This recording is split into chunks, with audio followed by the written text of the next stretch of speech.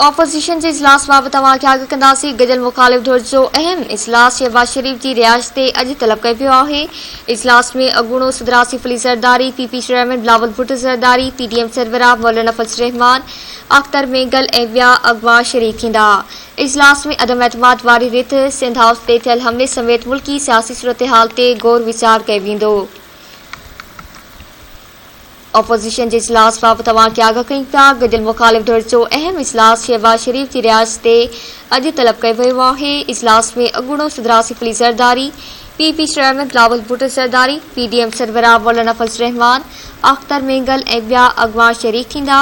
इजलास में अदम एतमाद वारी रिथ, सिंध हाउस ते थियल हमले समेत मुल्की सियासी सूरतहाल ते गौर वीचार कयो वेंदो।